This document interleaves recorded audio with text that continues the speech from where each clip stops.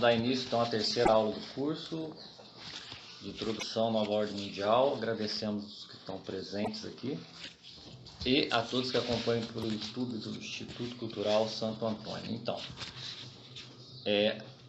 nas últimas aulas a gente fez o que? A gente falou da ideia de governo mundial, como ela é antiga, como ela existe já como uma tendência degenerada do ser humano desde da antiguidade babilônica, né, nos princípios da civilização ocidental, até o Império Romano, que foi o último grande império mundial, né, que abarcou quase a totalidade do mundo conhecido de até então. Como o cristianismo, o advento do Cristo e da Igreja, que é a expressão materializada do Cristo na Terra, como isso aplacou a tendência imperialista mundialista da antiguidade, falamos que a partir do momento que houve aquela cisão, né, feita por Martinho Lutero, que causou a ruína da unidade política, ou pelo menos da influência política da Igreja nos lugares onde ela sempre teve o seu alcance expressivo, né, seu alcance virtuoso. E como essa revolta protestante se de alguma maneira se beneficiou da construção ou do desenvolvimento do poder econômico, da emancipação do poder econômico financeiro que começa na Renascença, né? A gente explicou isso na primeira aula, para mostrar que a partir disso daí, nos últimos 5 ou 6 séculos, começa de novo a se formar o ambiente necessário para retornar à ideia de governo mundial, né? Que era uma coisa que até então não havia mais na humanidade ocidental. Nós explicamos aqui mais ou menos a relação na segunda aula do sistema financeiro com a ideologia marxista e toda a sua estratificação, né, pelo menos as mais visíveis, né, e mostramos que, no fundo, o sistema financeiro utiliza a ideologia marxista como um meio de continuar secundarizando as estruturas sociais, ou seja, desnaturalizando-as ou tornando elas artificiais. A gente tentou demonstrar isso na segunda aula, não sei se ficou claro. E falamos um pouco sobre os 3 agentes. Eu usei como base o debate do professor Olavo com Alexandre Dugin naquele livro, né? Estados Unidos perante a Nova Ordem Mundial, se eu não me engano. E lá ele traçou o perfil que eu passei aqui bem a grosso modo no fim da aula, que foi meio que a estratégia que eu quis usar, de mostrar como, na realidade, apesar dos agentes serem bem distintos, eles cooperam, né, porque eles têm um interesse em comum. Que o interesse em comum é destruir na base a velha ordem, aquilo que eles entendem como, no caso dos globalistas do sistema financeiro, como barbárie, no caso o comunismo, né, entende como a herança iluminista que os Estados Unidos espalhou pelo mundo, etc. e tal. E falamos bem pouco do Islã. Por quê? Porque o Islã ele não aparece para nós aqui na nossa sociedade como um ator mesmo, um agente, né?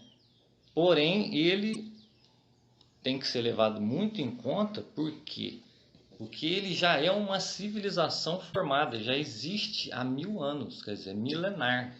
Então existe ali uma tradição, existe ali uma doutrina, existe ali todo um código, né, civilizacional pronto. E embora pareça que é uma coxa de retalhos, diversas facções e nações conflitantes, inclusive na própria natureza do Islã existe a divisão, né, entre xiitas e sunitas, que divergem sobre um ponto, sobre a questão da sucessão do líder máximo da religião, né? Não cabe aqui ficar entrando nesses detalhes, mas é bom colocar pelo menos ele de passagem, porque vai mostrar o quê? Que apesar dessas divergências, o Islã ele é uma unidade, né? E antes de tudo é uma unidade de tipo intelectual e moral. Então, apesar das divergências, no principal, a autoridade do Islã é intelectual e moral, no principal elas convergem. Então é uma força, realmente uma força, não é uma força fragmentada, embora pareça fragmentada, em algum aspecto até é. Mas no fim das contas, o Islã, desde o início, ele já aparece com a proposta de expansão imperial. Né? Em poucas décadas após a revelação corânica, o Islã já tomou grande parte das regiões em torno da Arábia, né? A Arábia e as regiões em torno. Né? E o Islã, ele tem, na sua teologia, ele tem como meta, né, espiritual, inclusive, dos indivíduos, o trabalho em cima da ideia de construção desse califado, desse império mundial. Né? Claro que você não vai encontrar essas expressões como a gente está usando, império mundial, etc. Você vai encontrar o grande califado, o grande reino de Alá, coisa do tipo. E o Islã é engraçado, porque a fundamentação espiritual do Islã é mais ou menos assim. Para a religião islâmica, para os islâmicos, os judeus, eles nacionalizaram, entre aspas, né, nacionalizaram a revelação divina. Né? Os árabes são descendentes de Ismael, o filho de Abraão com a escrava, e Isaac é tido como o Gênesis, ele é o princípio da civilização ocidental, vamos dizer assim, né? Ocidental no sentido de que o ramo judaico saiu do Isaac, né? E por isso os islâmicos acreditam que o judeu ele restringiu a revelação que Deus deu a Abraão para um grupo seleto de pessoas, excluindo as outras. Então é uma religião separatista, digamos assim, né? Então qual é a explicação do Islã? Que Jesus Cristo veio, né? Vou dizer aqui bem a grosso modo, Jesus Cristo veio para o quê? Desnacionalizar essa revelação, diluir ela a ponto do Deus, né, o único Deus, né, o monoteísmo, sair da esfera fechada, étnica ali dos judeus para os demais conjuntos humanos. Porém, na visão islâmica, Jesus Cristo ele tem essa função, e depois a função dele é superada pela vinda do profeta, pela mensagem corânica. Porque Jesus ele traz a revelação da Trindade, que no caso do islamismo eles acreditam no monoteísmo puro, né, e absoluto. Então a Trindade seria o quê? Seria um meio de você tirar a revelação de um grupo seleto, trazer ela para um grupo mais amplo, e depois o Islã vir e coagular, vamos dizer assim, a revelação dentro de um monoteísmo realmente amplo, universal, consistente. Por que a gente está falando isso? Porque a partir desses princípios é que é formada toda a ideia do califado. Que quem está fora dessa ideia, quem está fora do Islã, são realmente o quê? A abominação. É aquilo que é anti-Deus, é o anti-Alá, né? Anti-divindade. Então, o Islã vem com a ideia do jihad. O que é o jihad? O jihad é uma espécie de guerra, de luta, de batalha, né? Um trabalho árduo de convencer a humanidade de que eles devem obedecer ao chamado de Deus na última revelação, que é aquela que foi dada ao profeta Muhammad, né? Eles vão fazer isso através de um convite. olha, Alá é o único Deus e Muhammad é seu profeta. Mas aqueles que não aceitam, a jihad já vira uma jihad pela espada. Então, desde o início, o Islã já tem essa tendência belicosa para com aqueles que não aceitam o convite, né? E todo mundo sabe que o Islã, uma das principais meios de penetração do Islã é a imigração, né?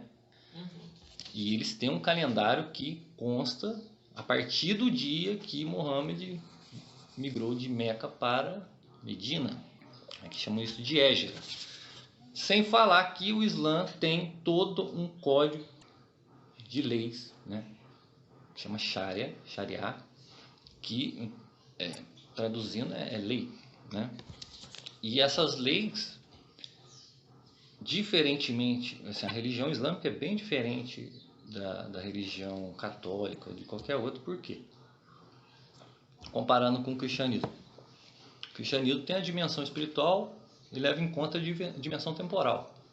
Mas elas têm um limite bem claro.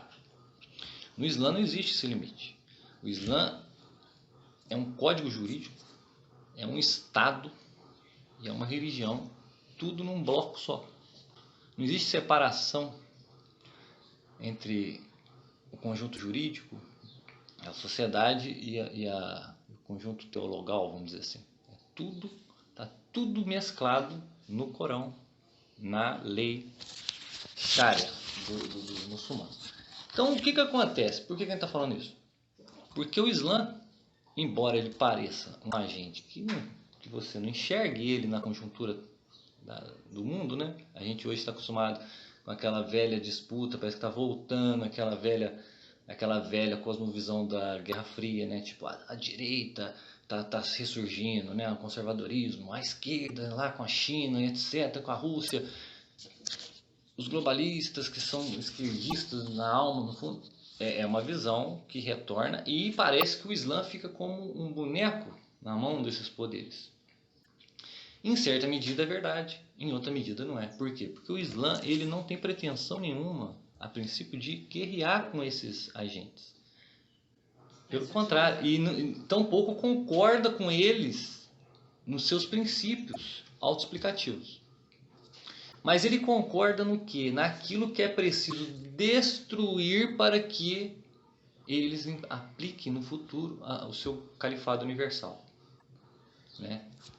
Não sei se foi o Nietzsche que disse que para você, se você quer destruir uma coisa, você tem que colocar a outra no lugar, né?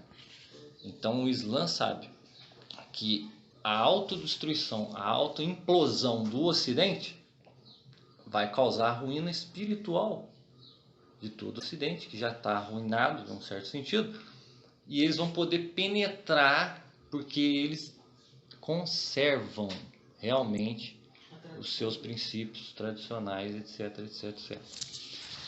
Então, o Islã ele é altamente interessado nessa destruição do Ocidente.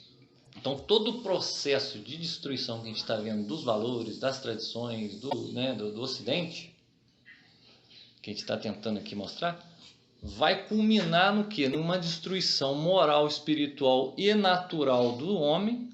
E o Islã não tem pressa. Para eles não precisam implantar esse califado depois de amanhã, daqui a 100 anos, daqui a 1000 anos, não interessa, né? Para eles não interessa.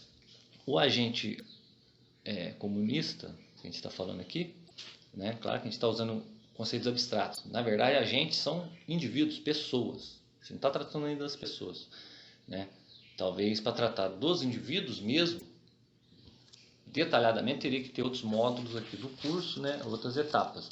Mas aqui a gente está colocando como uma coisa até abstrata, né? Falando os agentes, né? O comunismo, como se fossem coisas que agem, mas quem age mesmo são homens, né? Todo mundo está bem ciente disso, não precisa ficar explicando. Então, qual o interesse do Islã? O interesse do Islã é ver o circo pegar fogo. E ele vê o circo pegar fogo, na medida que ele pode ajudar, ele vai ajudar. Na medida que ele vai observar, ele vai observar. Então, uma aula de hoje a gente pretende falar um pouco sobre os métodos dessa destruição, as táticas, e principalmente qual é a raiz da tática, né? Ou dos métodos. Qual é a raiz? Seria bom de falar um pouco sobre a questão das fundações. No início do século XIX começaram a surgir nos Estados Unidos, principalmente, algumas fundações criadas por magnatas milionários que, em nome de, sei lá, limpar os próprios nomes perante a visão pública, ou sei lá, movidos por alguma espécie de voz da consciência, querendo fazer o bem por ter tanto dinheiro, ninguém sabe, também não importa. Começaram a surgir essas fundações. E dentre elas tem aquela que nós chamamos de a Fundação Rockefeller, né? Porque o Rockefeller foi aquele camarada que inspirou a Walt Disney a fazer o personagem do Tio Patinhas, né? É aquele camarada que ficou muito rico no ramo do petróleo, né? Fundou lá a empresa a Standard Oil, que fabricava querosene, aquelas coisas para lâmpada, né? Ele ficou muito rico, podre de rico. Então chegou um momento que ele quis fazer algum tipo de filantropia, porque ele não tinha onde gastar aquele dinheiro. Às vezes o cara sentiu um peso na consciência, não sei. Diz que ele leu um livro lá, o Evangelho da Riqueza, que lá ele se inspirou, o autor dizendo que os milionários tinham que fazer o bem para o mundo, etc. e tal. Ele fez a fundação, e a fundação visava o quê? A princípio ele visava resolver ou sanar algumas problemáticas humanas na área da educação, na área da alimentação, né, da agricultura, na área da saúde. Então a Fundação Rockefeller fazia esse trabalho filantrópico nessas áreas principalmente, né? Só que é o seguinte, quando a Fundação Rockefeller já tinha ganhado uma situação sólida ali no seu trabalho, houve a Primeira Guerra Mundial. Aí o que acontece? O que adianta fazer lá escolas, mexer com a agricultura, ajudar na saúde das pessoas, vem uma guerra, morre todo mundo, destrói tudo. Então o Rockefeller ficou, dá trabalho aqui, né? Tão bom, agora vem a guerra, acaba com tudo. O que a gente faz? Aí ele começou a falar, o que a gente faz para não ter mais guerra? O que a gente faz para não ter mais guerra? Porque a guerra atrapalha tudo, né? Atrapalha os meus negócios. Então ele lá discutindo com o pessoal dele,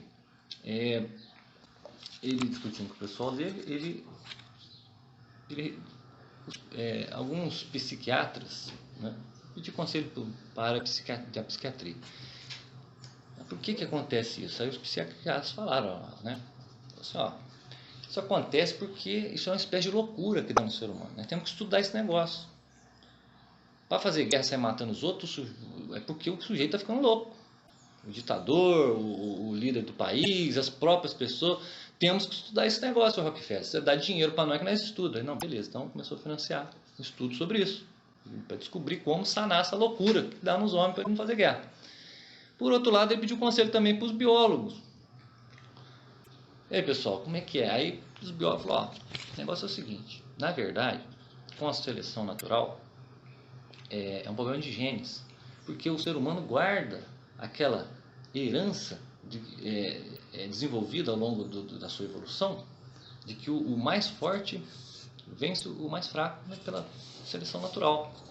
Então há um problema nos genes humanos, temos que usar os genes humanos para tentar encontrar um jeito de contornar essa coisa. Por quê? Porque a biologia não previu que o ser humano ia ter uma bomba atômica, que ia ter uma metralhadora, um tanque de guerra, um míssil. Então, quer dizer, o ser humano ele fica refém de uma disponibilidade genética adquirida ao longo da sua evolução, e ele pode, de repente, por um lapso assim, de um nervosismo, de uma raiva, apertar um botão lá e mandar um país inteiro para os ares, né? O medo da bomba atômica, o medo da destruição. Então, nós temos que usar os genes. Então, o Rockefeller foi lá, meteu dinheiro nisso e botou, fez lá uma agência para estudos de genética molecular, para ver se descobre um jeito de fazer um ser humano mais pacífico, né? E daí que surgiu assim, vários prêmios Nobel, né? A descoberta do DNA, porrada de prêmio Nobel, as pessoas ganharam, financiados pelo Rockefeller nesse tipo de pesquisa. Clonagem humana que existe aí, essas pesquisas veio dessa situação. Mas o Rockefeller também pediu ajuda para um outro tipo de gente, que eram sociólogos. Ele pediu o conselho dos sociólogos. Aí o que os sociólogos falaram para ele? Nossa, que baseado no Emile Durkheim, que é o pai da sociologia, vamos dizer, o profeta da sociologia, que através do Emile Durkheim fez uma pesquisa sobre o suicídio, e ele percebeu o seguinte, que o que determina o comportamento humano, ou que pelo menos assim influencia bastante o comportamento humano, a tomada de decisões, como as pessoas vão agir, é a estrutura da sociedade. Então vamos supor, se a sociedade te exige certo comportamento, você vai estar mais apto a cumprir aquele comportamento. É o caso assim, por exemplo, na antiguidade, o sujeito aprendia latim, ele podia ser qualquer pessoa, a pessoa mais idiota possível, mas a pessoa aprendia o latim, falava e entendia as regras do latim. Coisa normal. Hoje em dia você pega um camarada graduado na faculdade, um camarada inteligente, um camarada esforçado, o cara não consegue aprender latim. Por quê? Porque a estrutura da sociedade não exige que você tenha o latim como um meio de viver dentro daquela estrutura, né? Então, baseado no Durkheim, os sociólogos falaram para o Rockefeller, tem que investir na área de sociologia. Nós temos que transformar a sociologia num meio não só descritivo dos fatos da sociedade, como em Durkheim e outros, né?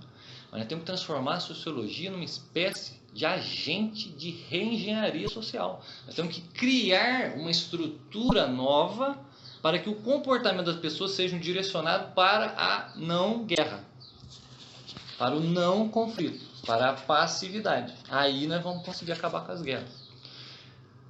Então, por causa disso, o Rockefeller achou maravilhoso, foi lá e fundou uma outra fundação, fez uma outra fundação paralela chamada Laura Spelman, que era o nome esse Rockefeller aqui já não é o Rockefeller primeiro, né? Esse aqui já é o Rockefeller segundo ali na linha, né? Mas a mulher do primeiro Rockefeller aí, que a gente estava falando, que fundou a Rockefeller, chamava Laura Spelman. Então eles criaram esse centro de estudo Laura Spelman, só de sociologia.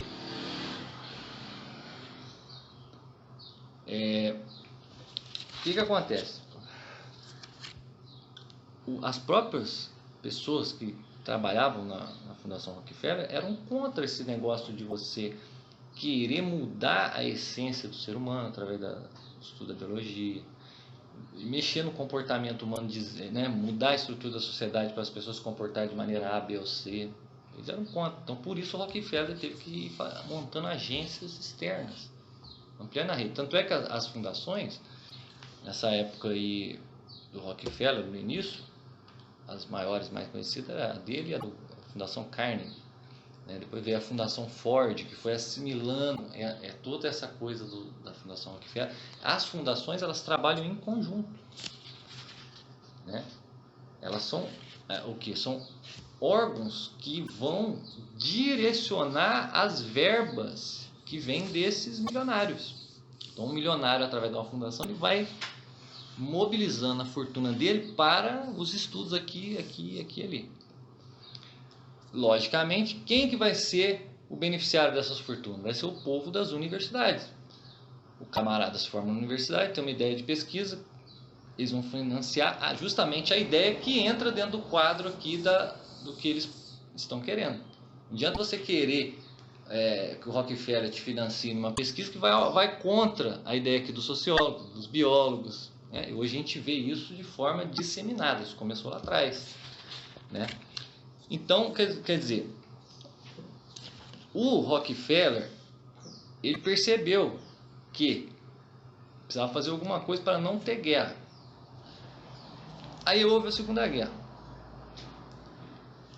Na Segunda Guerra, o pessoal falou, pô, outra guerra, desse jeito não dá. A gente monta tudo aqui, a estrutura, vai lá, uma guerra, vem um Hitler. Em 1952 ele vai lá e cria mais um órgão externo à sua fundação que chamava Conselho Populacional. O que era o Conselho? Que é o objetivo do Conselho Populacional? Reduzir a zero o crescimento demográfico. Por quê? Para você não ter guerra, você tem que ter controle sobre a população. Então você tem que ter controle sobre a quantidade de indivíduos. Como é que você vai controlar, né, os aglomerados humanos se você não controla a produção desses indivíduos? Ele criou isso aí. E lá o pessoal estudava meios de fazer diminuir e chegar no nível zero. Assim, ó, morre gente, nasce gente, mas não aumenta o número de pessoas. Como fazer isso? Começaram com a questão do aborto, né? Planejamento familiar, né? Começou assim. Invenção desses métodos contraceptivos, né? Ou seja, tudo na questão da área médica. Eles começaram a agir de forma médica. Pouco tempo depois, um dos camaradas que trabalhava na Fundação Rockefeller e foi inclusive um dos que ajudaram a fundar esse conselho populacional, chamava Kingsley Davis, a gente tocou o nome dele na outra aula, né, quando ele fala como a sociedade é estruturada a partir da tecnologia e tal, ou seja, toma a mesma premissa do Marx de que a sociedade é construída através do trabalho. Não, o princípio errado. Ele diz assim, ele fez um artigo na revista Science, né, sobre essa questão. Será que esses métodos vão realmente funcionar? Então ele discorre lá e vai falando que, na verdade, não adianta nada essas coisas, porque sempre a decisão de ter filho vai ser da pessoa que vai ter filho. E antes você falar, aqui ó, temos o aborto, temos a pílula, temos o DIU. Mas se você é mulher, você fala, não, mas eu quero ter 5 filhos. Eu não vou ter 10, eu vou ter 5. Mas aí você implementa um discurso e a pessoa acha que ela que teve a escolha. Então, aí, o que ele está querendo dizer? Ele está querendo dizer que não adianta você disponibilizar esses meios médicos se a pessoa continuar querendo ter filho. Então, e como faz? Tem que mudar a estrutura social para que a pessoa não só não tenha filhos, mas como ela não queira ter filhos, porque ter filho complica ela viver dentro dessa estrutura. Aí que entra o imperativo. Eles lançam o imperativo que alguém vai ter que obedecer esse imperativo, sem perceber que está obedecendo. Então você vê que tudo começa na esfera da palavra. É uma persuasão. Da linguagem. Então, aí, por causa disso, o Rockefeller não entendeu nada disso. Muito tempo depois que ele foi entender com uma pessoa que era aluna desse Kingsley Davis, e um dia ele encontrou com essa pessoa, a pessoa explicou para ele, né? Que esses milionários são tudo assim, eles não são gênios de construir teorias. Eles pagam gente para pensar por eles. Sabem isso. Eles pagam gente para pensar por eles. A pessoa convenceu ele, uma mulher, esqueci o nome, né? Acho que falou, acho que no curso do professor Varela ele chegou a tocar nisso. O que acontece? Essa pessoa convenceu o Rockefeller e falou, nossa, como é que eu não vi isso? Então é assim, né? E começou a trabalhar nesse sentido, né? Aí entra tudo aquilo de gênero, tá entendendo? Entra tudo aí, por quê? Porque, não, e principalmente, como é que começaram isso? Oi? Então, gaysismo. Gaysismo, tudo.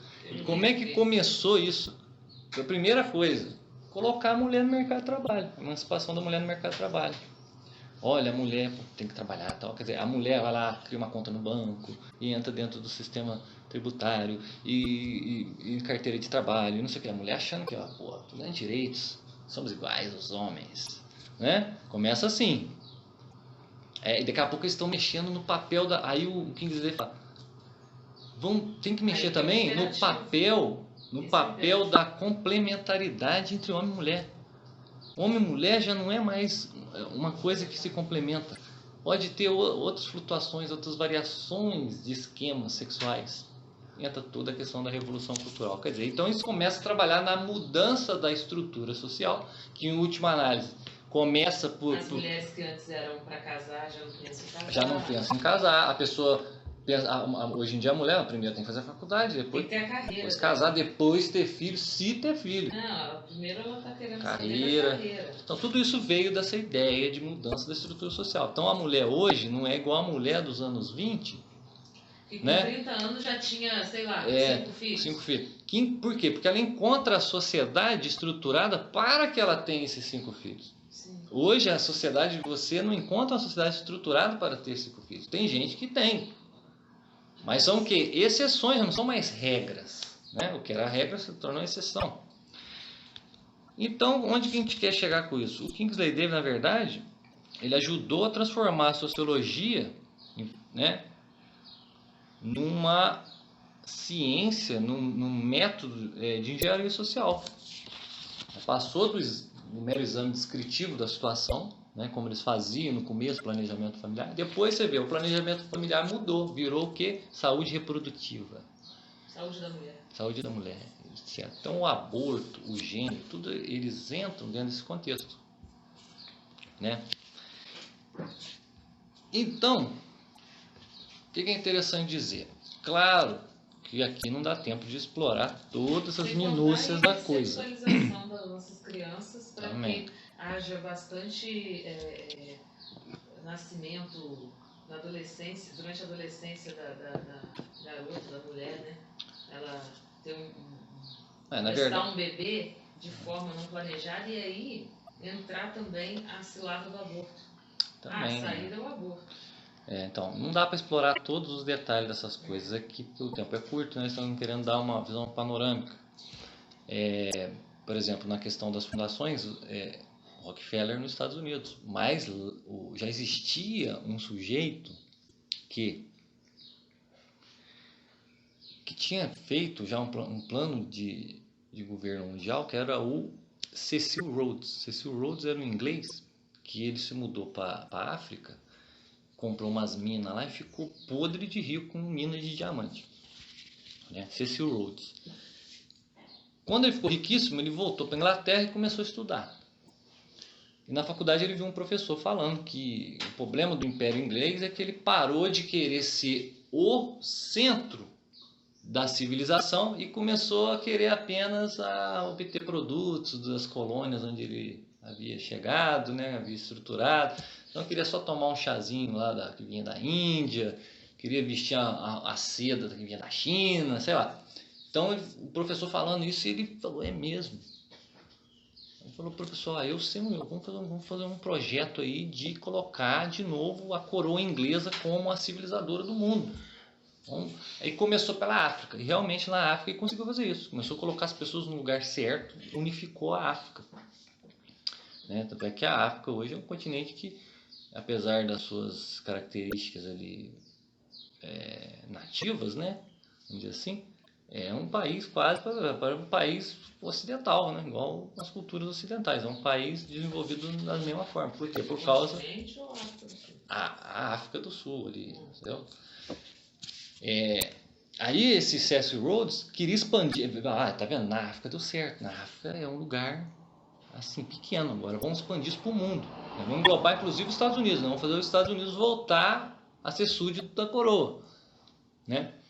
Mas não deu certo, ele não conseguiu, né? Veio a guerra e o Império Inglês, nesse sentido, a coroa inglesa perdeu o poder que tinha. Então eles chegaram a uma conclusão, falou, vamos fazer o seguinte, vamos criar aqui uma liga, né? Vamos criar aqui uma federação de países que tem, vamos dizer, subserviência à coroa. Por exemplo, o Canadá é um país, mas ele baixa lá, né, se curva a coroa inglesa.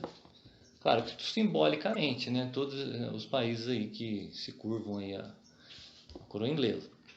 Por que eu estou falando isso? Porque esse Cecil Rhodes, de uma certa forma, ele começa com parte daí uma das primeiras, pelo menos, tentativas de globalização, no sentido do globalismo mesmo, de um plano estruturado para tentar chegar a esse objetivo. Não deu certo por causa da guerra. O que foi a solução que eles encontraram? Criar a Liga das Nações. A tentativa de criar a Liga das Nações era uma tentativa de criar um poder central que fizesse uma mediação entre as nações para que não houvesse guerra.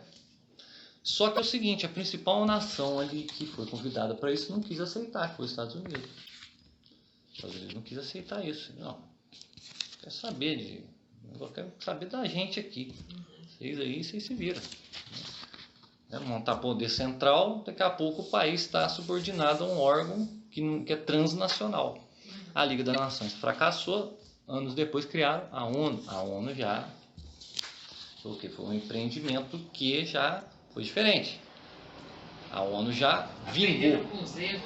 Ela vingou, né? Então, a ONU conseguiu aquilo que a Liga das Nações não conseguiu.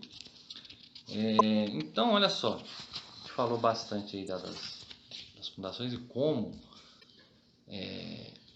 eles assim, tentam, de uma certa maneira, controlar o crescimento populacional através da mudança da estrutura social.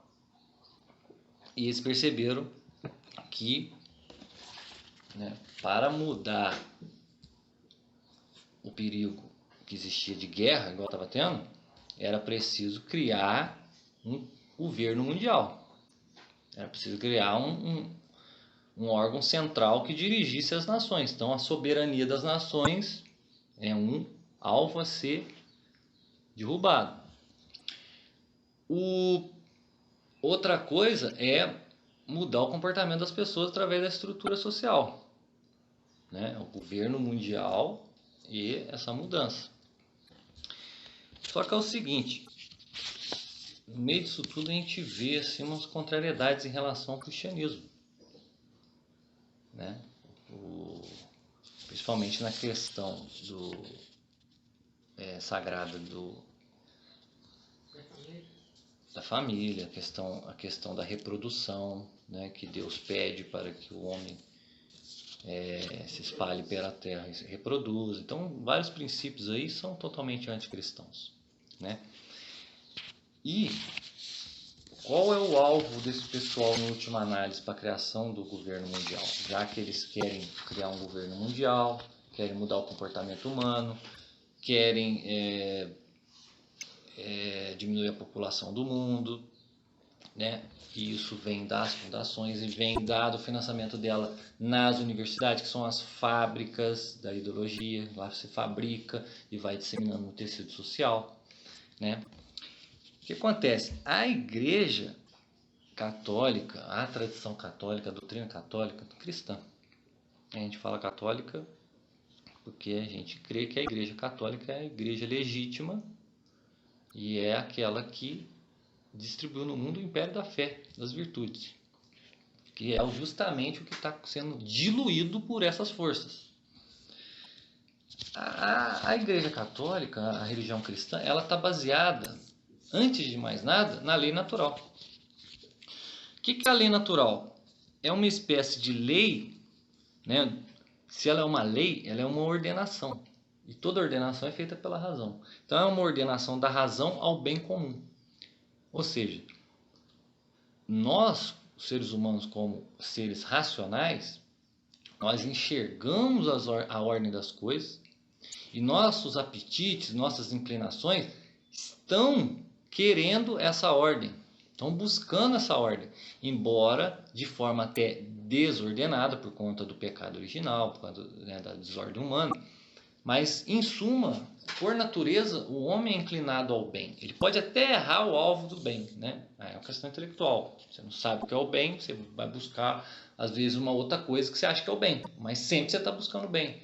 Então, a lei natural é uma lei que está nas criaturas, está no homem, e reflete a lei divina. Ou seja, a lei eterna. A lei divina, a lei eterna. Nos homens ela funciona de forma né, de maneira formal, ou seja, o homem adere, ele pode aderir a essa lei eterna através da lei natural, observando, né, a ordem das coisas e participando dessa ordem, racionalmente. As outras criaturas que não são racionais, elas participam apenas materialmente. Então, toda a ordenação natural nas criaturas irracionais, elas estão de maneira ali existencial. Elas não participam formalmente, racionalmente daquilo, né? Então, a lei natural é o ponto de partida da religião cristã. Apesar de que, claro, a revelação que Deus fez ao homem seja o princípio da fé, o princípio de tudo, esse princípio tem dentro dele a concepção da lei natural. Tanto é que os 10 mandamentos são o quê? É uma explicitação divina da lei natural. O homem degenerado não estava enxergando nem a lei natural. Então Deus explicitou, falou, o que você não está conseguindo ver em você e na estrutura do universo que te rodeia, eu vou te colocar por escrito. Né? É igual hoje em dia, não pise na grama. Você passa num lugar, assim, um jardim assim, que não é um lugar de passagem aqui, né? Tem uma calçada, outro jeito, vai lá e pisa na grama. Não pise na grama, deveria ser óbvio. Se o negócio está construído ali para, né, aquele jardim está construído ali para aclimatar o ambiente, para esteticamente tornar o ambiente agradável, etc. Tem que escrever, não pise na grama. Deus falou, não pise na grama. Teve que falar para o homem. Então a igreja, ela se baseia... Os inimigos da igreja dizem, vocês são prosélitos. Vocês já falam só em termos de revelação, de fé, não sei o quê. Não, a igreja fala em primeiro lugar em relação a essas questões de controle populacional, aborto, modificações na estrutura social, família, etc. Fala em termos de lei natural. Não fala em termos de revelação. A revelação vem depois. Já é um nível, uma abstração maior, um nível de intelecção maior, superior, mais sutil. Mas primeiro vem a coisa mais grosseira, que é a coisa da lei natural. Né? A lei natural é uma ordenação disposta pela razão que faz a lei. Então, se existe uma lei natural aqui das criaturas, é porque uma razão a criou, uma inteligência a criou. Essa inteligência nós chamamos de Deus. E ela é destinada a outra razão que a recebe. Qual é essa outra razão que a recebe? Somos nós, os seres racionais e inteligentes do homem. Então o homem vai procurar a sua realização da sua natureza nessa ordenação natural. Então a família está dentro dessa ordenação natural. O ser, a vida, etc. Que é justamente a base no qual os 3 pilares da civilização ocidental estão assentados. Então, se existem 3 pilares, que a gente vai falar aqui, que é o legado cultural, filosófico e da nobreza política, né, dos gregos, o legado do direito romano, que é a lei e a ordem, que foi absorvido, porque os romanos tinham todo um edifício, um código legal que se estendia a todas as áreas de dominação, que o cristianismo absorveu a forma daquele direito, né, daquela estrutura jurídica, e foi adaptando e melhorando aquilo. Então isso é um outro pilar. E o terceiro pilar é justamente o que? A moral religiosa judaico-cristã, que vem desde da época do Antigo Testamento, que contempla essa questão da lei natural e da revelação, até o advento do Cristo, Novo Testamento, que amplia ainda mais a revelação e explicita, de certa forma, ainda mais a questão da lei natural. Né? Então, prosseguindo. A lei natural é o que? É o piso, é a base, a rocha, vamos dizer assim, da onde esses 3 pilares estão cravados. Só que olha só, a lei natural, ela está no homem, o Santo Tomás de Aquino fala, a lei natural está no homem de duas maneiras. Primeiro, como um princípio regulador e mensurante. O que ele quer dizer com isso? Que na medida a medida pela qual a razão participa da ordenação do todo. Então, você através da razão, você consegue regular e medir o peso, as coisas, os atos, né? As coisas como elas são e como elas são inclinadas naturalmente. E ela está no homem de uma segunda maneira, como um princípio regulado e medido. Então, um é um princípio ativo, o outro é um princípio passivo. Esse princípio regulado e medido, ele está pelos apetites que o homem tende à plenitude de sua própria forma. Ou seja, a reprodução humana faz parte desse apetite que o homem tem. E esse apetite ele é ordenado para um fim perfeito. E você está vendo onde eles estão mexendo? Eles estão mexendo na natureza das coisas. Porque a modernidade colocou na cabeça da gente, né, que natureza tem a ver com necessidade.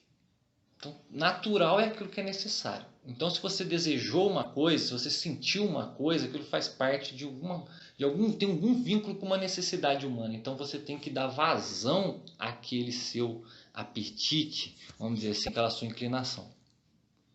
Só que para Santo Tomás de Aquino, que é o nosso guia aqui,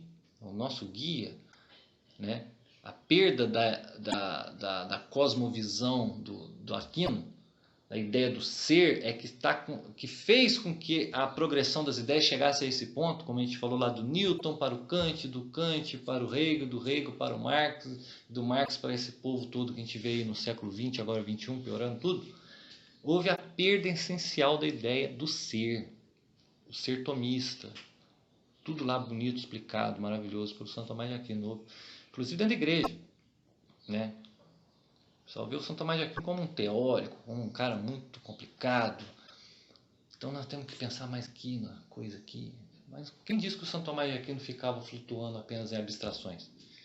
O ser, para o Santo Tomás de Aquino, está ligado à existência e à essência.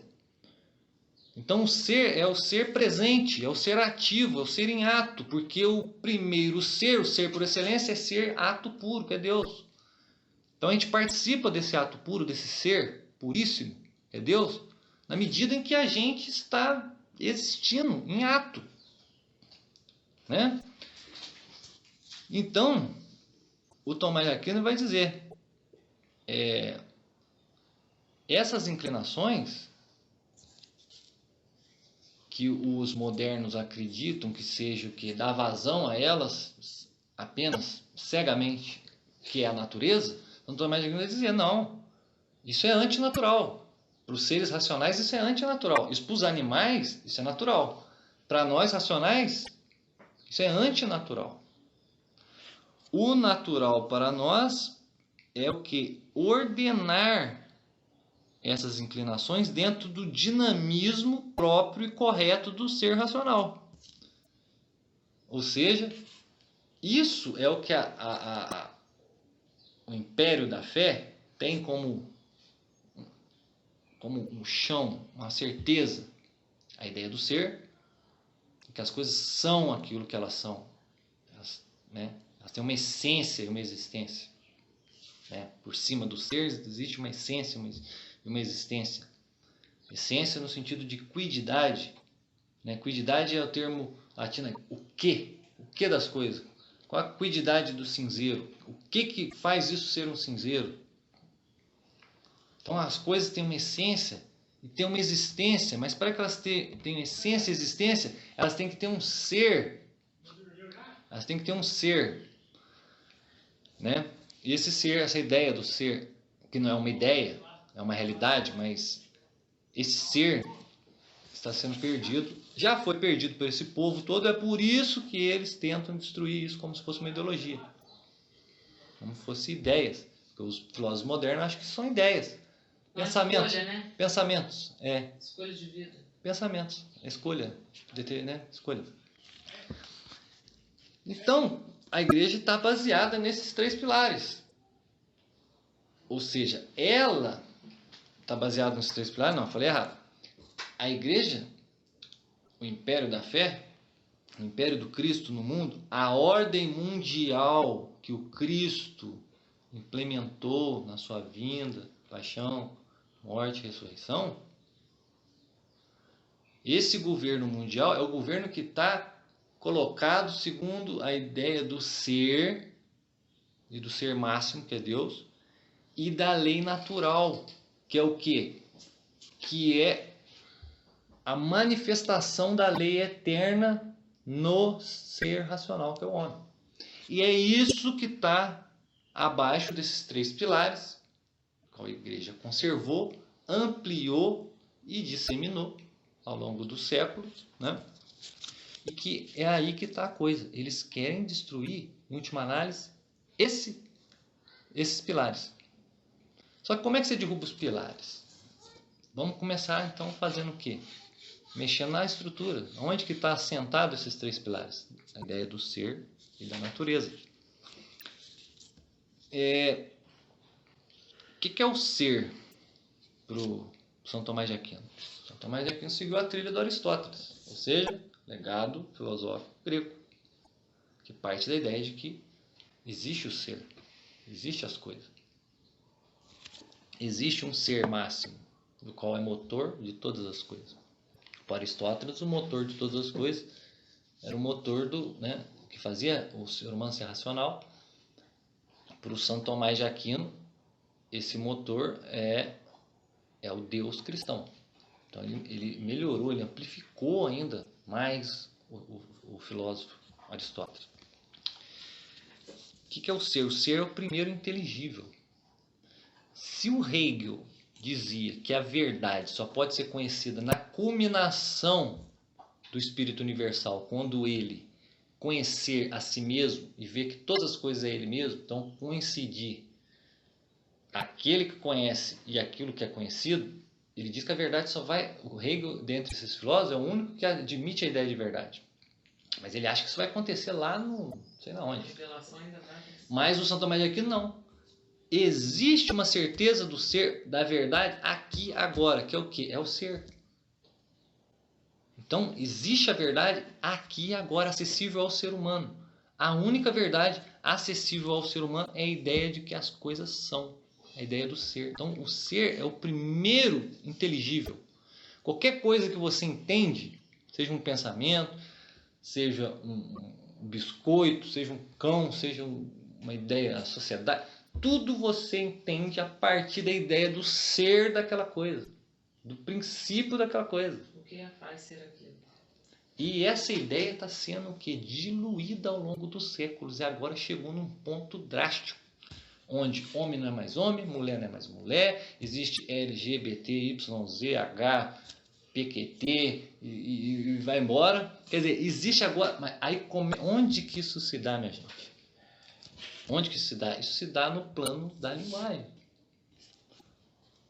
Então, através da revolução, a revolução cultural não pode existir sem a revolução da linguagem. Ou seja, podemos dizer que a revolução cultural só é possível por uma revolução na linguagem. Uma destruição ou uma alteração, uma inversão da linguagem. Aí a gente vai voltar naquilo que a gente falou da Torre de Babel. Se você perceber lá em Babel, você vai perceber que entre aquilo de Babel e isso de hoje, há algo semelhante, é uma analogia. Você vai perceber o quê? Quando foi o momento onde ruiu a Torre de Babel? Quando Deus confundiu as línguas. Né? Ou seja, lá todo mundo falava a mesma língua, mas ninguém se entendia. O processo que a gente está vivendo é um processo análogo a esse. Por quê?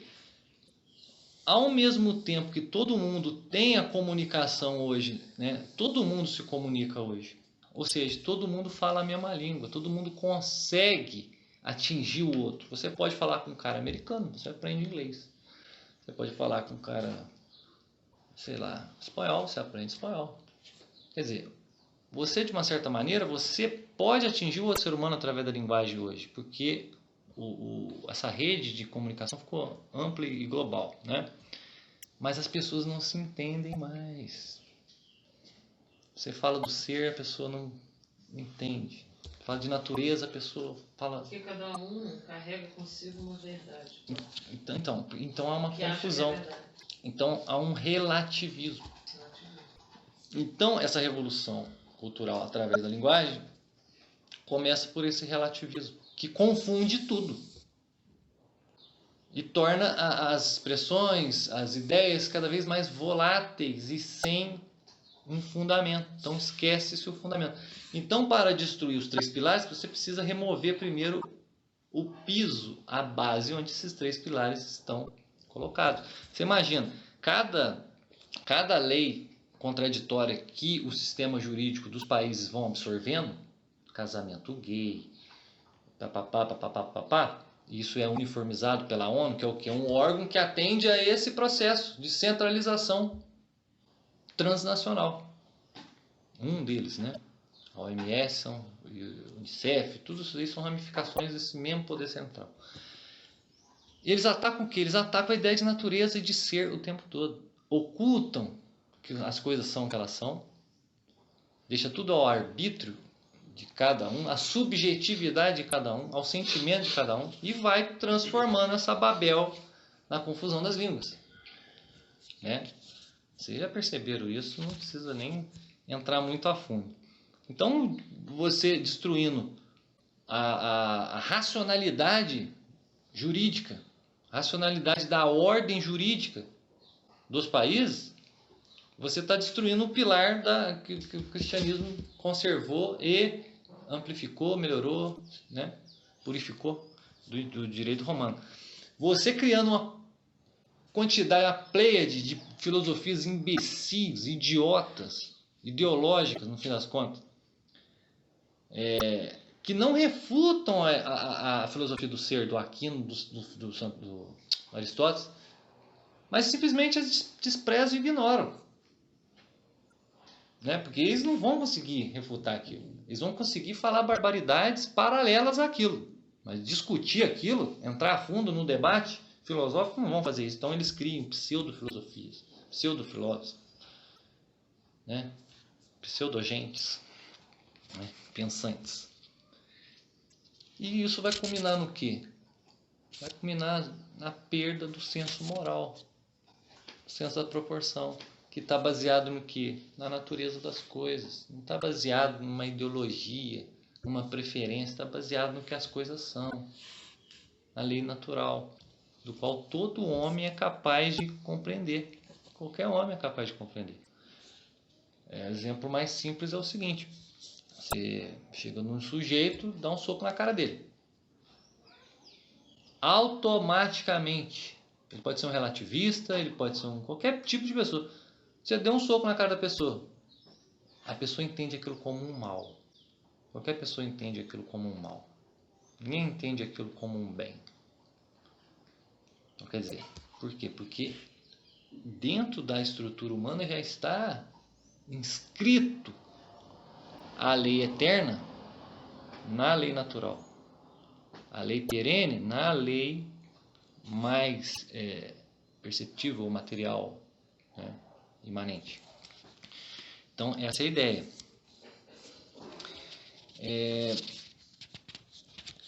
A gente fala que o método principal, a gente não vai se estender aqui sobre toda os artifícios, todos os métodos, todas as estratégias possíveis para a construção do governo mundial, porque não dá tempo e não é a ideia aqui do curso. Mas a gente pegou o que? A raiz dela, que é a palavra, que é a linguagem, que é justamente o intermédio entre a inteligência e o mundo real, a inteligência e as coisas. Então a linguagem é esse translado entre a inteligência e as coisas. E como a inteligência fornece aquilo pelo qual a vontade vai se inclinar, né? Porque nenhuma vontade vai se inclinar ao desconhecido. Vai se inclinar a algo conhecido. Então, justamente mudando, interferindo nesse translado, você interfere até na vontade humana. É o caso da mudança da estrutura social. Você mudou a estrutura social através da linguagem, o intelecto compreende as coisas e quer determinada coisa. Por que a mulher não quer ter filho hoje? Porque o intelecto entendeu, através da linguagem, que aqui fora tem um mundo hostil a ter filhos. Então, vamos focar na ideia de que a linguagem é justamente aquilo que dilui, aliás, aquilo que pode diluir e pode corromper toda uma civilização. Vai lá ver no Islã se isso daí acontece. O que está acontecendo aqui? Não acontece. Entende? A questão da linguagem é engraçado. Por quê? Quando os comunistas começaram a discutir aquilo que a gente estava falando, por que a revolução não vem, por que não vem, veio aquele camarada lá, o Althusser, né? Você já deve ter visto ele na faculdade, né? Althusser é um dos deuses do panteão universitário. Althusser, ele acreditava que existe 2 tipos de aparelhagem do Estado que faz com que as ideologias se reproduzam. O aparelho repressivo e o aparelho ideológico, né? O aparelho repressivo serve para punir e regular aqueles que atravessam a linha da ideologia. Então, a polícia, a cadeia, o exército, o sistema jurídico, tudo faz parte de um aparelho repressivo do Estado, que ele entra em ação na medida em que as ideologias criadas pelo aparelho ideológico são transgredidas. Tudo para manter a ordem do poder ideológico, num certo sentido. Então, o Althusser vai falar que a família além de ser uma instituição desse aparelho ideológico do Estado, ele é uma instituição que produz outras ideologias. Então, quer dizer, lembra que eu falei na outra aula que eles diziam que você colocar 2 meninos, um irmão e uma irmã, num quartinho para dormir junto, nunca vão ter relações sexuais. Se você pegar um menino de uma casa de outro e botar, em pouco tempo eles vão começar a dar um beijinho, até um dia ter relação sexual. Isso daí para eles é fruto dessa ideologia. A família é fábrica de ideologia, segundo o Althusser e esse pessoal comunista. Aí depois dele vai vir quem? Dentro da discussão toda aí. Vai vir o Foucault, Michel Foucault, né? Que a gente adora também. Mais um do panteão dos deuses universitários. O Foucault vai vir e vai falar assim, olha, mas isso tudo aí, esses aparelhos ideológicos, repressivos, tudo isso não passa, sabe do quê? De discurso. Não passa de discurso, é tudo discurso. Então, como é tudo discurso, nós temos que arrumar um jeito de inverter esses discursos, destruir esses discursos, né? Porque sem destruir os discursos, você não vai destruir a instituição que é a família, que é, em última análise, um discurso. Igual, a gente está falando aqui que tudo começa, a linguagem é um translado entre a inteligência e a realidade. Foucault não. Para Foucault tudo é linguagem, tudo é discurso.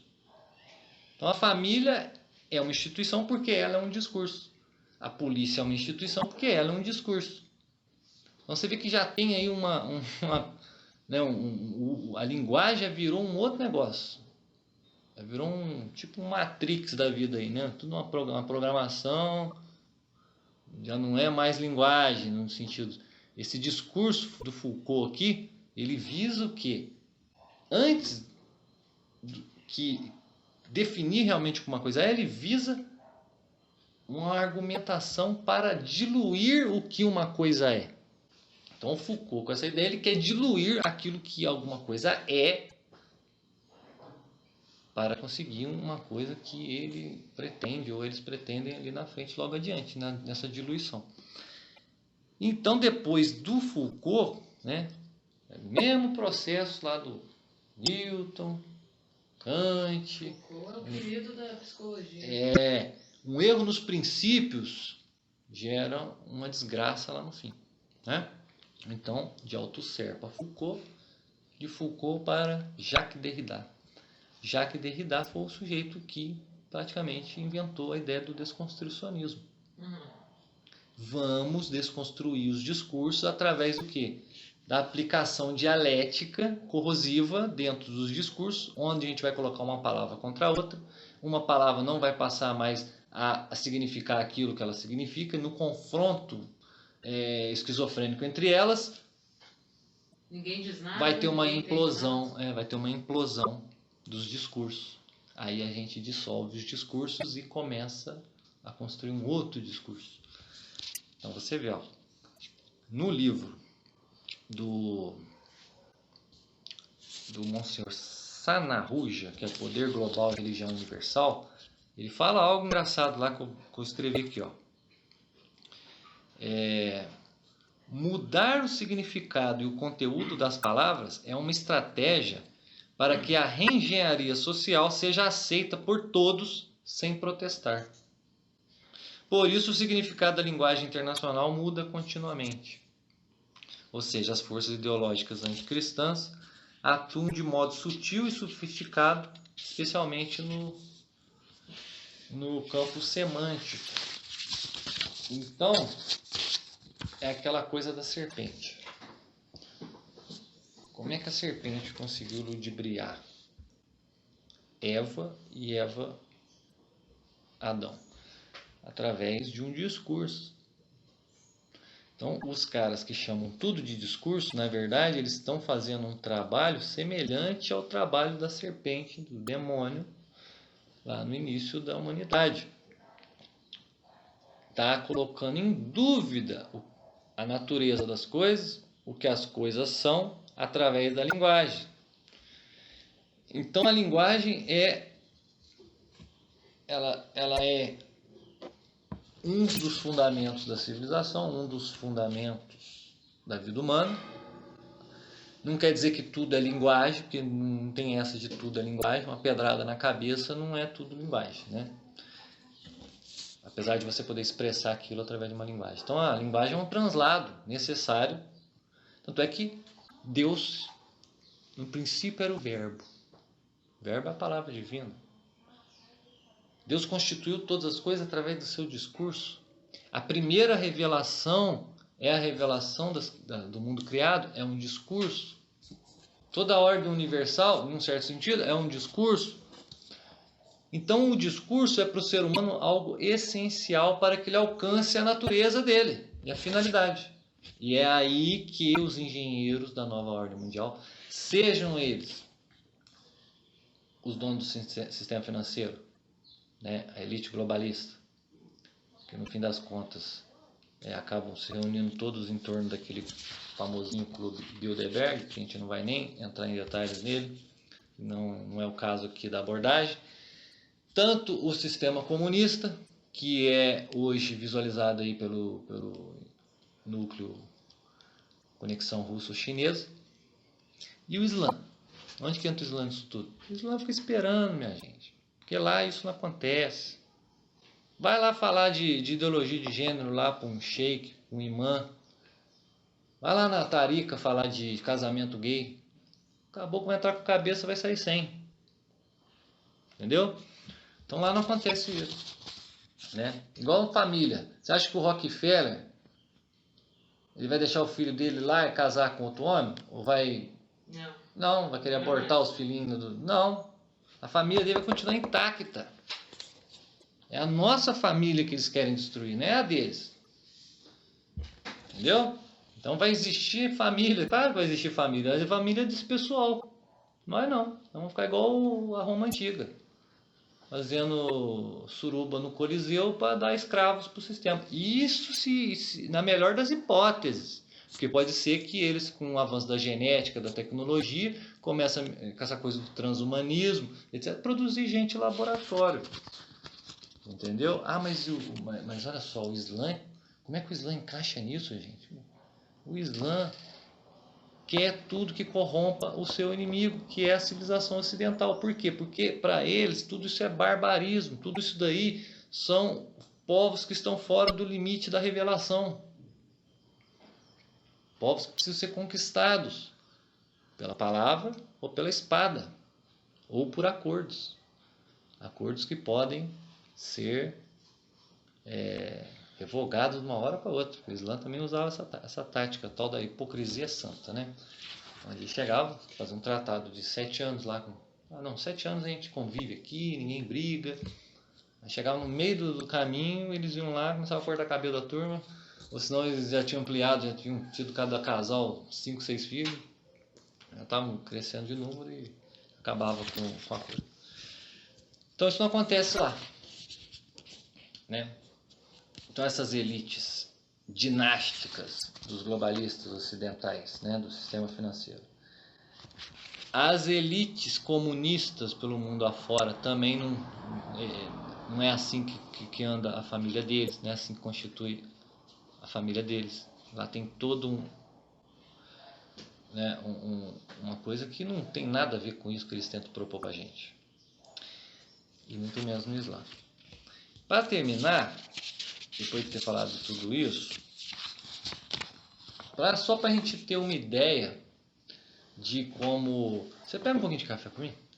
Na garrafa? Pega lá.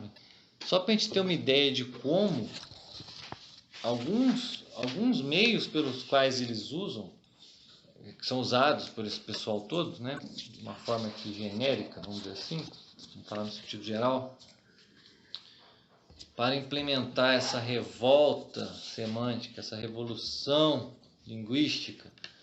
Obrigado. Só para a gente ter uma ideia,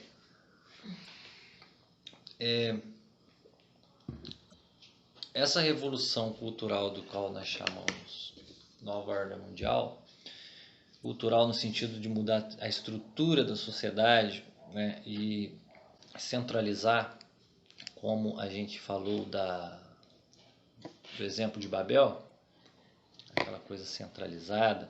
Você vê, daqueles 3 traços característicos de Babel, que eu disse na primeira aula, que eles queriam construir uma torre cujo topo alcançasse os céus. Quer dizer, topo alcançar o céu significa o quê? Empreendimentos exorbitantes. Essa coisa de consiga que você alcançar, na altura, a sua vista alcance também o que você pode o todo. Você esteja sobre o todo esteja sob o domínio dos seus olhos.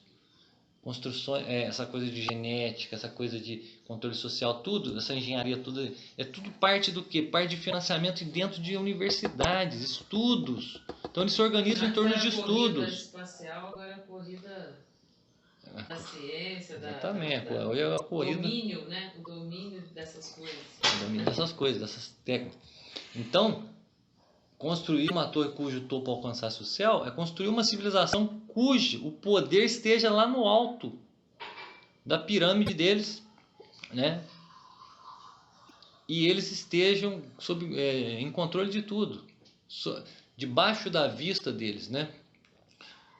Segundo, fazer famoso o nome dos seus construtores. Você acha que dentro dessas dinastias aí dos Rockefeller, dos Rothschild, dessas famílias todas que se juntam todo em torno desse plano global, você acha que lá dentro não existe um clã dos melhores? Aí tem lá, igual naqueles filmes, né? Você vê o quadro lá, o fulano de tal, fez tal coisa aqui, ó. Aí depois vem um ciclano, toda aquela rede de pessoas. Tornar famoso o nome dos seus construtores, né? E perpetuar o seu nome na história também como aqueles que tiveram sucesso contra Deus, porque esse pessoal não acredita no Deus cristão.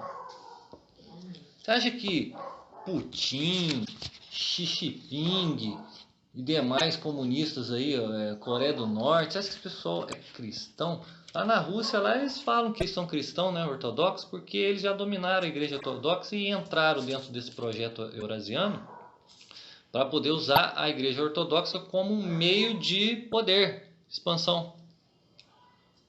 Tem toda uma conjuntura aí também que não dá pra gente falar aqui, mas na verdade eles não são cristãos coisa nenhuma. Então, de certa maneira, eles adoram a ideia de que eles são Deus na Terra.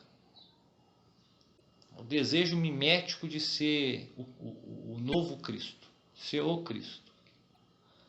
Tudo parte, né, eu já li isso em algum livro, tudo parte de uma espécie de inveja ou ressentimento da grandeza do Cristo. Sim. E como a igreja é o Cristo, e como a igreja é a coroa do Ocidente, e como o Ocidente tem esses 3 pilares, sustentados pela base do ser da natureza, eles visam essa revolução a nível global, cultural, né, que começa destruição da linguagem, inversão dos valores, destruição da tradição, modificação do juízo sobre as condutas, né, e toda uma série de ataques que é empreendida simultaneamente de forma a causar profundas modificações na sociedade. Isso está aqui descrito no livro do Alexandre Costa, grande estudioso aí da Nova Ordem Mundial, o livro dele, Introdução à Nova Ordem Mundial. Lá nesse livro, que é um livro que eu usei bastante aqui de referência para o curso, ele faz uma lista de alguns métodos. Vou dar só de passagem quais são esses métodos. Dividir para conquistar. Você vê, ó, Black Lives Matter, movimento negro, gaysismo, feminismo, ricos contra pobres, classe operária contra classe empresarial. Tudo isso daí é divisão. É divisão dentro do tecido social. Né? E isso é feito como? Linguagem, palavra, discurso. Né? Então, o Foucault falou que é tudo discurso, né? Não é que tudo é discurso, tudo parte de um discurso. Se ele estava falando isso, ele estava até que certo. Tudo parte de um discurso desde que a inteligência esteja de um lado, a realidade das coisas, o ser das coisas do outro, e a linguagem seja esse translado. Aí você pode dizer que a partir da linguagem parte-se tudo. Por quê? Porque quem move o mundo são as ideias. Quem move o mundo é a inteligência, é a razão. O substantivo é aquilo que nomeia, né? Substantivo é aquilo que nomeia, aquilo que diz o que é. O que é. Né? Desinformação e burrice. Desinformação é o quê? É uma pessoa que tenha autoridade ou credibilidade te passa uma informação que às vezes ela pode ser verdadeira ou falsa, não importa. Mas o como ela é dita, ela te induz a uma interpretação, te induz a uma atitude. Então, a desinformação e a burrice, ou seja, esse culto da burrice, que você não precisa ser uma pessoa que tem um mínimo de estudo. Você vê que, por exemplo, você falando da questão da linguagem, igual os memes. Memes é um aborrecimento da linguagem. Empobrecimento. Qualquer pessoa consegue entender, achar engraçado e tal. No entanto, se você pedir para a pessoa explicar o humor daquilo ali, às vezes ela não sabe, ela não consegue. Ela riu e tudo, se divertiu, mas ela não consegue. É porque é uma linguagem que... Ela não consegue. É uma forma de linguagem, isso daí, uma hora eu tinha que falar só disso, mas é uma forma de linguagem reduzitiva mesmo. É uma linguagem que é espontânea no sentido que desperta em você uma reação. Já deve ter acontecido com você, de você pegar, tipo assim, perguntar pra pessoa, mas tá, sei lá, você pode até falar, não entendi, por que você tá rindo? Porque a pessoa mesmo não sabe te explicar. Não sabe. Exatamente. Então, a burrice... Não porque ela talvez não entendeu, mas é que ela não sabe fazer esse traslado aí que você está falando de linguagem. A linguagem, a realidade. Não consegue formular as coisas porque ela não tem parâmetros de linguagem profunda, que é o caso de uma literatura. Então, a pessoa abandonou a literatura para assistir apenas obras cinematográficas, telenovelas, entendeu? A leitura hoje é assim, a leitura de sinais praticamente, porque você lê uma rede social, você está lendo sinais, você não está tendo uma leitura corrente literária ou, assim, ou poética. Quer dizer, isso daí tudo induz a um aborrecimento mesmo, né? Então, alguns métodos, coletivismo versus individualismo, uma coisa que engana muito o povo hoje em dia. Porque o que está entre o individualismo e o coletivismo? A família. A solução para esse conflito é a família.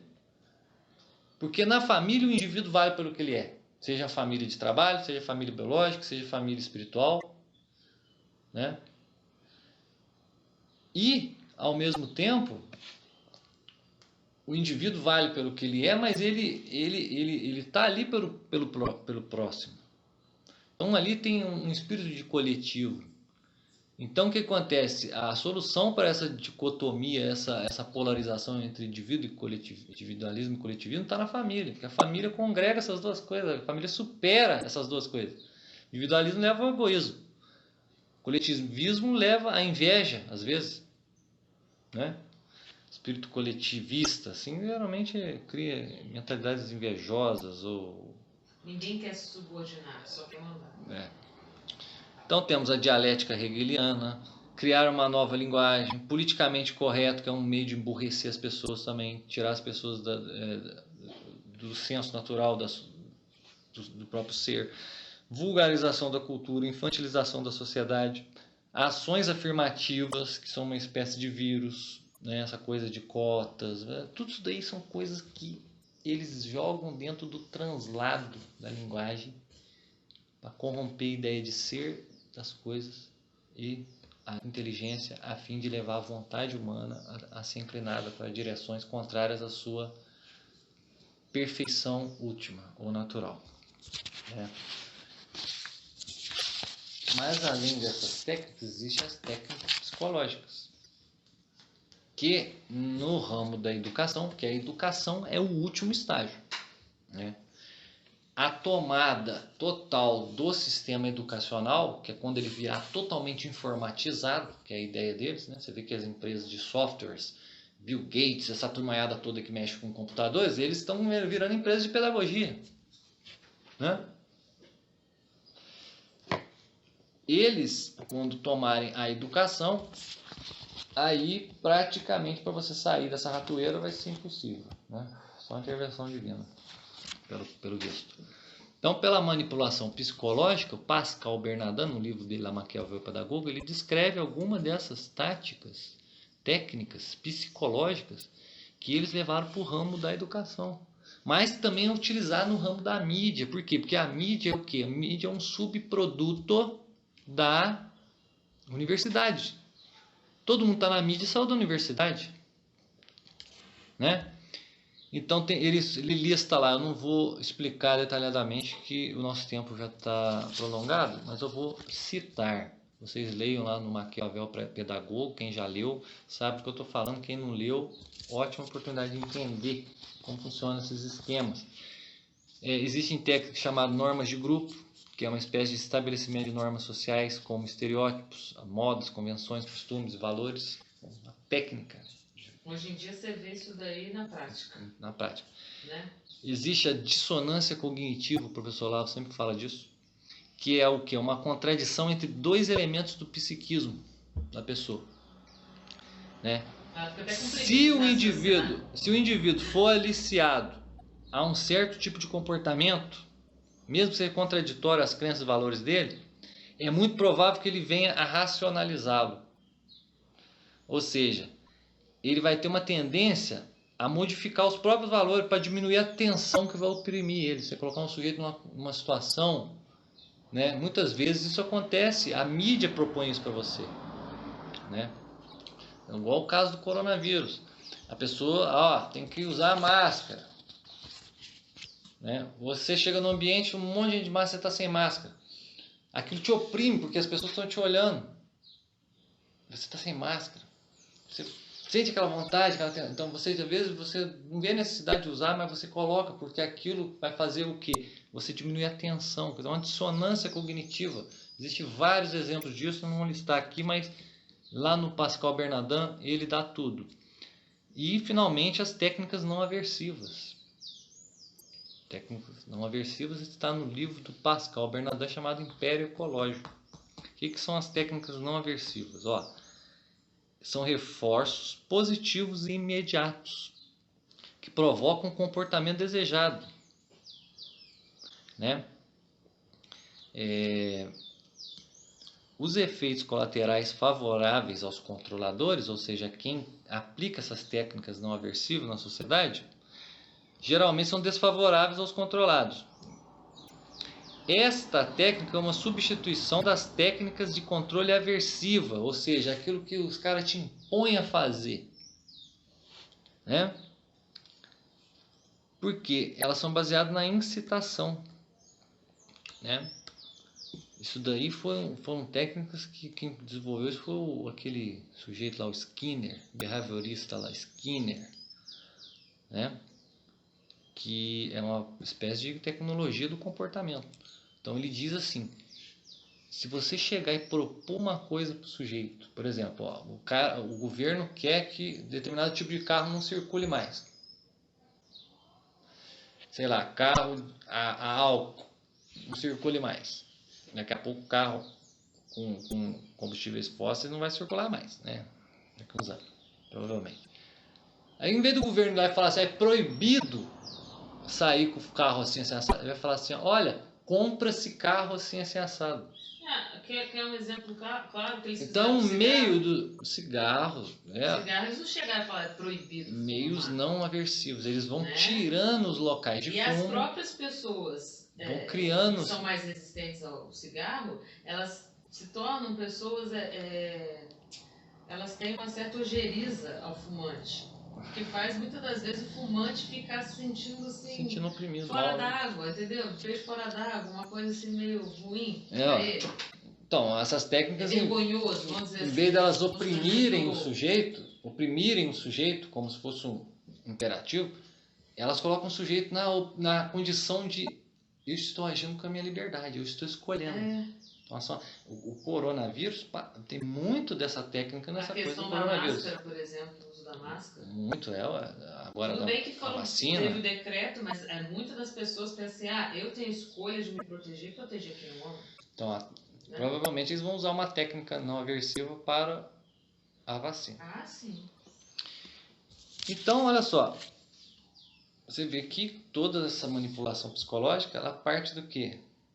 Especulações das ideias humanas, da razão humana, do intelecto humano. Então, o que move a sociedade e o mundo são as ideias, são a inteligência humana. E é expresso através do translado das palavras, né? Então tá aí a raiz de todos os métodos, a linguagem. E quais são os efeitos colaterais disso? É a cultura da morte, a gente já falou. A cultura da morte, ela é o quê? É um efeito colateral de toda essa programação, né, de um século e meio, um século e pouco para cá, que já herda todo o defeito intelectual da crise do ensino, desde a criação dos diplomas, até o surgimento de Newton, Kant, filósofos modernos, Marx, e vai piorando. E vai sendo ver que o aborto é o quê? O aborto é você dizer que o que está no ventre da mulher não é um ser humano, é um embrião, é um feto. Começa na linguagem, começa na perversão da linguagem. Gênero, o que é? É um truque de linguagem, uma brincadeira semântica, satânica, né? Destruição da família natural. O Marx lá, ele, Engels, origem da propriedade da família. O que é isso?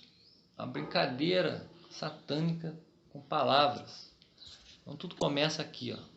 Se tudo começa aqui para destruição, como nós estamos vendo, tudo começa aqui para a resistência a essa destruição. Destruir é mais fácil que construir, né? Do mesmo jeito que você comer um bolo, que comer é destruir, né? É mais simples, mais rápido do que fabricar um bolo, construir. Então, a gente vai terminar essa aula colocando que esses efeitos diretos ou colaterais de toda essa história, que está presente naquilo que a gente chama de cultura da morte, está o que? Aplicado em cima da ideia de natureza da lei, né? A lei natural, as coisas têm uma natureza, e antes de ter uma natureza, elas são alguma coisa. Elas são um ser, né? São um ser até uma coisa esquisita, né? Hipérbole. Mas, enquanto a gente não retornar aos princípios, enquanto a gente não se organizar em termos de conhecimento, não tem como fazer resistência a isso. A resistência a isso não vem pelo poder econômico, apesar de que o poder econômico é que está gerando isso tudo. A resistência a isso vem através da organização, como São Tomás de Aquino diz lá. O dever dos sábios. Conhecer as coisas, como elas são, ordená-las, né? Não só as ideias, mas como as coisas mesmo. Conhecê-las, ordená-las, derrubar os erros, apontar os erros e julgar os princípios.